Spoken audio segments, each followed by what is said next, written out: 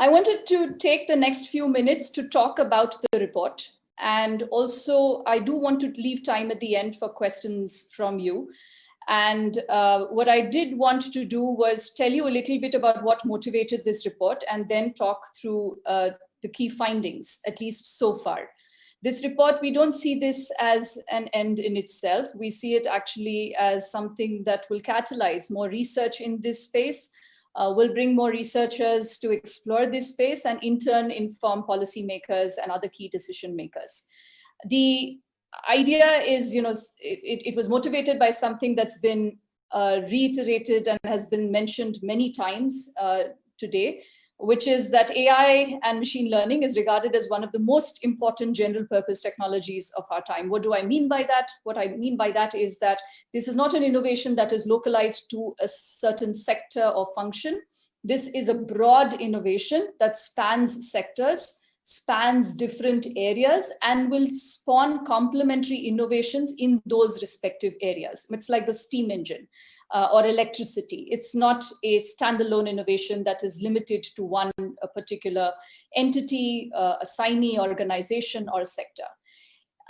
What's also interesting about this innovation is that it looks very different from all of the technological innovations that we've seen in the past.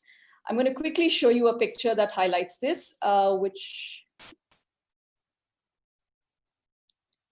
If you look at this picture, this has been this typical story of technological innovation so far. Somewhere in the 90s, what happened was there were a lot of technological innovations. The internet came around in the late 90s. There were the enterprise systems, and organizational investment in IT soared. But this and organizational productivity, because of application of IT, also took off big time.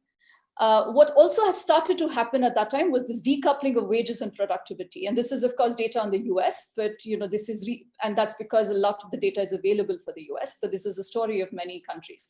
So there was this decoupling of wages and productivity that started to happen. And what then becomes interesting to see is, as technology started to substitute labor, what kind of labor did it really substitute? And what the graph tells you is that in routine, not cognitively intense jobs, more clerical jobs, sales jobs, that's where a lot of the substitution started to happen and the employment rate started to decline. But in professional jobs, in more jobs that involved higher cognition, which were non-routine, which were more complex, those kinds of jobs started to go up. And what was happening here was, therefore, the recommendation that followed from this was, the need for upskilling, the need for people to train themselves, move up the technology ladder, etc. The initial research on AI suggests that it's not going to be localized to just one set of jobs, unlike the previous technological innovations. The effects of AI are going to be more systematic, they're going to be more pervasive. So, for instance, in the very same graph, if I had to graph, if I had to say, oh, let's look at different types of jobs, and I measured something about the ex-ante wages that these jobs earned, or I looked at the routineness of the jobs or some such on a y-axis, and I put, the susceptibility of these jobs to artificial intelligence on the x, my scatter plot's going to be like a completely flat line, which means that this is going to be a phenomenon, a technology that spawns and spans multiple sectors, occupations, areas. This renders it very interesting. And because, yes, it will impact different jobs, it will impact different sectors, but what is the nature of that impact? Is it going to substitute labor, which means are we going to see large-scale unemployment across jobs? Is it going to see complementarity with humans, in which case is it going to increase the productivity and the value of those jobs, the demand of those jobs? So we're going to see overall incredible wealth creation. There have been different speculations across the spectrum on this. And what we wanted to do was, as a start to those research questions, first of all, just measure the suitability and the amenability of jobs to artificial intelligence and machine learning. Once we had that, we said it would be very interesting to then it would be useful and possible to take it forward in the directions of looking at its effects on labor markets, looking at its effects on organizational changes, looking at its effects on the future of work, a bunch of things. But for that, we needed to first measure what is the suitability of jobs, what is the suitability of sectors to machine learning. And that's what this whole project started with in conversation with Intel. And this is especially relevant for a country like India, because most of the research that's been done in this space in the social sciences, including economics, has been in the context of the developed West. Therefore, to look at ascendant economies like India and China is obviously important. And that's what motivated us at ISB to start looking at this. And in partnership with Intel, what we've created here is an attempt to answer some of the questions that I started off with. I'm just going to tell you a little bit about the report. There are 4 sections to this. The first of this is what you see over there, the suitability of machine learning survey. This survey, essentially what we did here was we went out, we took out all of the 106 occupations in India. You would say, are there only 106? Yes, it's a level of granularity that can be broken down further, but we started with this broad level of granularity. So we've taken the 106 occupations that have been classified by the government in the National Classification of Occupations. And for every one of those occupations, we surveyed people. So we got a sample of around 3,000 plus people who answered various questions about these jobs and the tasks that they do in their jobs, which helped us assess the suitability of those occupations to machine learning. This involves a range of questions in terms of how explicable is the task? What is the amount of data that the task draws on? Does it have clear inputs and outputs? Is it codifiable? There are a bunch of questions that we looked at. Is there clear feedback? And all of this helped us develop a score, what we call the suitability to machine learning score for every one of these jobs.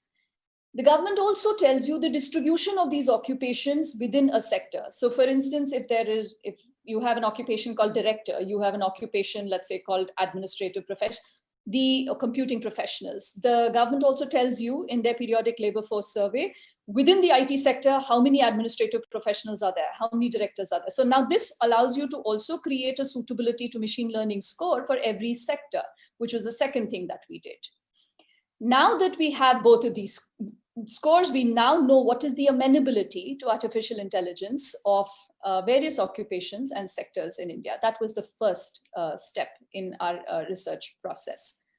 The second one that we did, the second survey that we did was a future of work survey, where now instead of workers, we went to firms and asked them various questions about the nature of AI investments, the quantum of AI investments, what was the strategic objectives that these investments sought to achieve? What were the organizational changes they were making in response to AI projects? And what was the kind of training they envisioned seeing in response to these investments? So these were 2 surveys that we did. And the results, I mean, I'll just come to the results in a second, but these were 2 surveys that would help us, give us a broad barometer of the AI landscape in India, so to speak. There were some interesting findings. What we found with the suitability of machine learning, there were obvious cases. For instance, the IT industry has very high amenability to machine learning.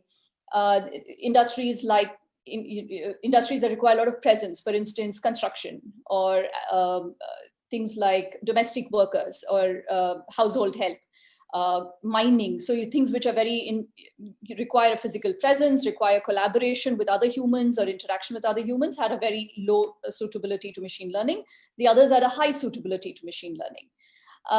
What was interesting were sectors like education. Like you would imagine that this is a sector with low suitability to machine learning, but it actually was not.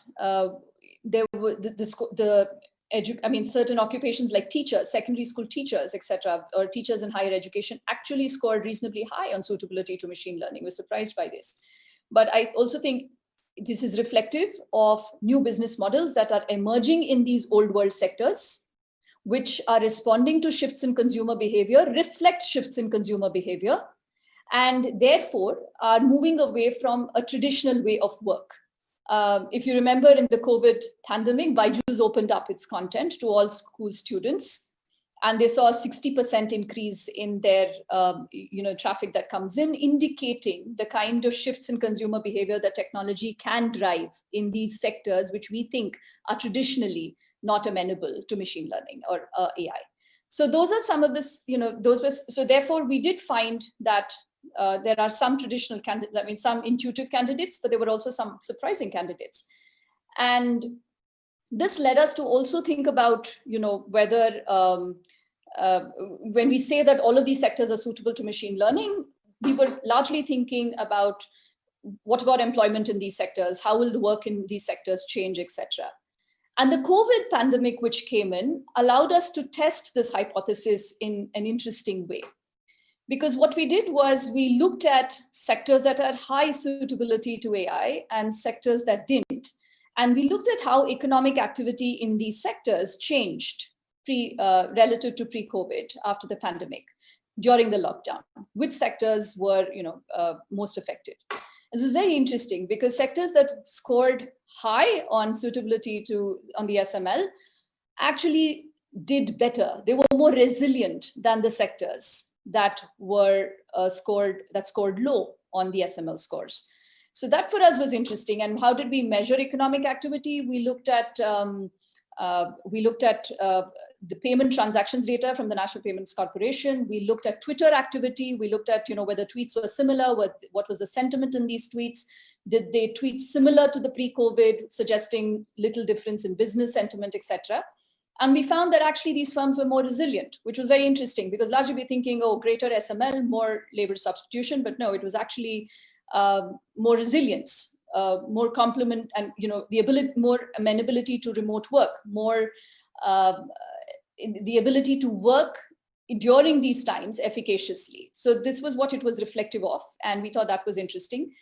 In terms of and that's the study 3 that I have over there. The study number 4 that I have over there. We combined this also with a work from home survey, and we found that, yes, indeed, these sectors were more amenable to remote work, but remote work also had some disadvantages. People felt more isolated. So I think, if work is indeed going to get reorganized, we have to pay attention to how do we preserve the human component of it? How do we respond to the human component of it? How do we, preclude feelings of isolation and such that comes along with new ways of work? So that's something to think about.